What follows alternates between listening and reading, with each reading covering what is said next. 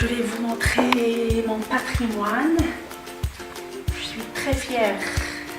Une fois je regarde mes trophées. Ils sont trop chers pour moi. Il y a des trophées que je n'oublierai jamais. Par exemple, celui-là.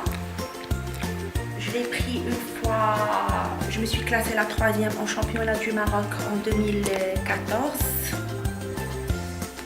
Et quoi encore? Celui-là aussi, je viens de l'avoir. Une fois, je me suis classée la 1re en championnat du Maroc catégorie M1 2016. J'étais la seule femme participante. Il y avait 8 courses. J'ai beaucoup souffert pour avoir ce trophée-là parce que c'est pas évident, c'est pas facile de courir avec des hommes. Mais alhamdoulilah, grâce à Dieu, grâce à l'aide de mes parents, de ma famille, bon, c'est tout ce qu'il y a, je pense. Des trophées à l'étranger ou dans le monde arabe? Non, j'ai jamais participé. Franchement, je pars pour des entraînements seulement. Pour une participation, j'ai jamais participé dans une course. D'ailleurs, c'est mon rêve. Mon rêve, c'est de participer à l'étranger. Et qu'est-ce qui manque pour que tu puisses participer? Oh, il manque beaucoup de choses. Déjà, comme vous le savez, c'est un sport qui est très coûteux, ça coûte très cher. Pour se déplacer, donc, au moins, il faut garder une voiture là-bas, à l'étranger. C'est pas évident, mais je pense sérieusement, Inch'Allah, d'y participer. Et au niveau du sponsoring Non, pour le moment, j'ai pas de sponsor. Malheureusement, c'est mon père qui me sponsorise jusqu'à maintenant. Pour être la seule femme marocaine, c'est quand même un peu... Ouais, il faut sacrifier, il faut... Bon, moi, j'aime bien ce sport-là. Franchement, je pense pas... Pour moi, ce n'est pas un moyen pour avoir de l'argent ou bien pour gagner de l'argent. C'est la passion, mais ça n'empêche pas que pour participer à l'étranger, il te faut vraiment des sponsors pour t'aider, parce que c'est pas évident quand même, c'est pas facile. C'est doublement pas évident parce que ça fait plusieurs années. Ça fait combien d'années? Maintenant, ça fait 9 ans que je suis pilote de course automobile. Et voilà le patrimoine de 9 ans. Magnifique.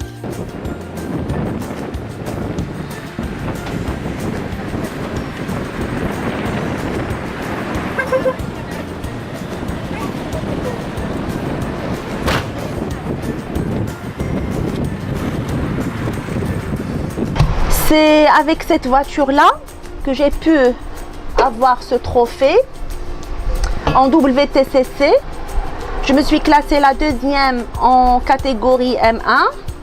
Très contente et très fière de ce résultat. Aussi, je veux profiter de cette occasion pour remercier la Fédération marocaine de sport automobile d'avoir m'offrir ce trophée-là. Parce que j'étais la seule femme participante. Merci encore une autre fois. On va se faire un petit tour.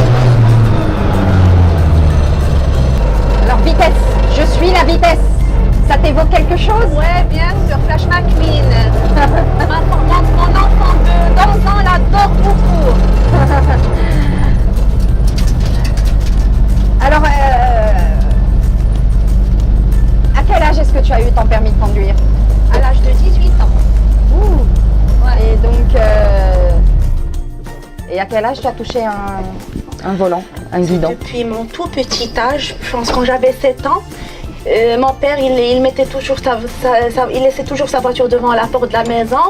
À chaque fois que je prends les clés, je rentre juste pour toucher le volant. C'est pas pour faire la marche, mais juste pour faire bouger le volant. Mais tu ne savais pas que tu allais devenir Non, championne de jamais, course. jamais. Ok. Donc et quand as-tu commencé les pistes? En 2010, 2009-2010, j'ai commencé de... Est-ce que tu peux nous raconter ta première fois? La première fois. Franchement, je n'avais pas une grande expérience sur le sport automobile. Je l'adorais depuis mon enfance parce que je voyais toujours mon père en train de faire des gymkhana à l'époque, d'inventer des voitures, des petites voitures comme ça, de faire des trucs pareils. Mais une fois, je me suis inscrite dans un club où j'ai commencé la course. Je n'avais pas vraiment une grande expérience. Mes premières années, c'était juste pour apprendre. Je tournais juste pour apprendre. Surtout quand vous le savez, le problème ici au Maroc, on n'a pas de coach, on n'a pas de circuit permanent. Donc il faut compter sur les circuits pour apprendre des astuces et du pilotage. Ok. Donc ta passion, ta vie, elle est rythmée par la vitesse. Est-ce que cela se traduit dans ta vie de tous les jours, avec ta famille, ton mari, tes enfants, les tâches ménagères? Franchement, non.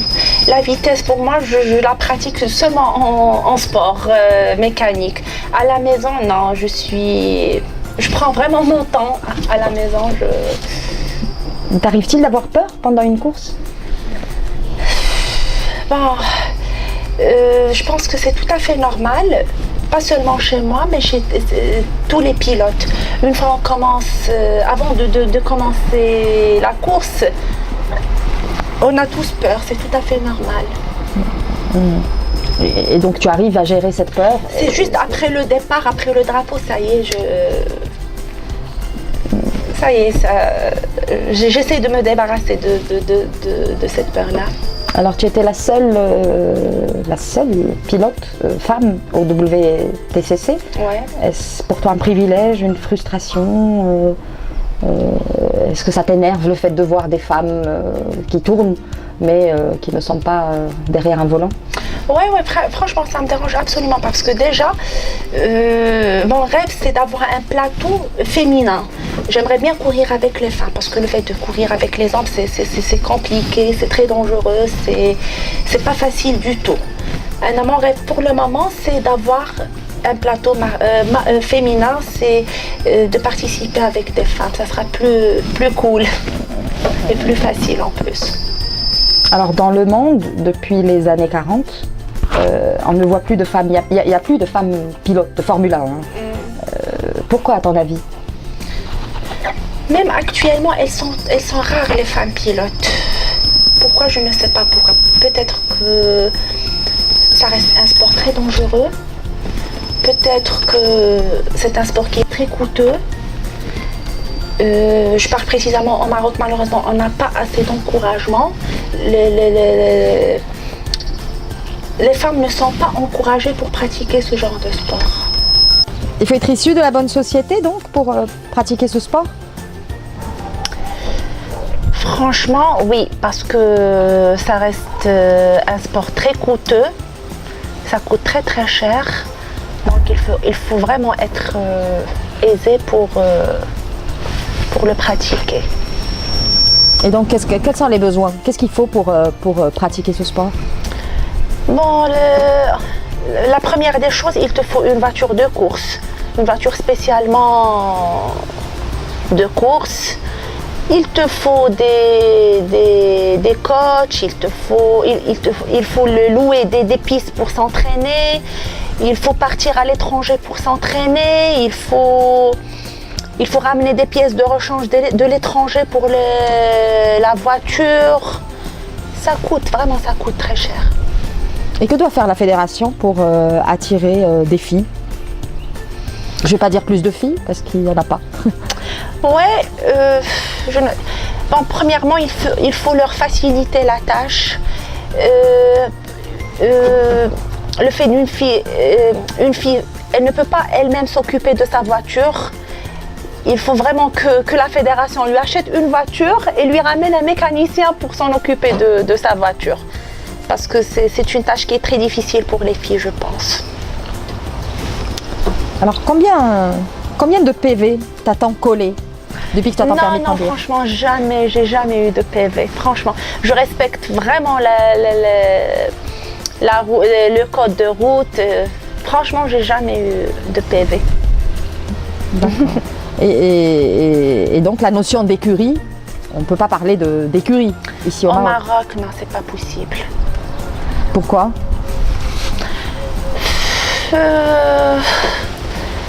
Bon, je ne sais pas. Pour moi, l'écurie, ce sont des choses qui arrivent à l'étranger. Il y a des pilotes premièrement, ils ont des écoles pour former des pilotes, pour les prendre en charge. Ici au Maroc, c'est pas possible. Est-ce que tu as une âme d'écolo malgré le sport que tu pratiques? Et est-ce que par exemple faire de la Formule E, ça pourrait te titiller un jour? Ouais, j'aimerais bien. J'aimerais bien, si j'aurais l'occasion, pourquoi pas, ça sera meilleure idée. C'est peut-être à travers ça qu'il y aurait plus de femmes, peut-être? Peut-être. J'aimerais bien qu'ils nous fassent quelque chose pour participer, ça va être génial. Alors, la petite tradition, donc 2 roues ou 4 roues? 4 roues. Alors, j'aime bien la moto, mais je préfère la voiture. Alors, des œufs au plat ou une tortilla espagnole? Des œufs plats. Wok ou tagine? Wok. Douche ou Plus bain? rapide. Douche. Gandoura ou caftan? Caftan. Talon aiguille ou ballerine? Ça dépend des occasions, mais généralement talon aiguille. Une italienne ou une allemande? Une allemande. J'aime bien les voitures allemandes. Roman ou revue? Roman. Twitter ou Instagram? Instagram.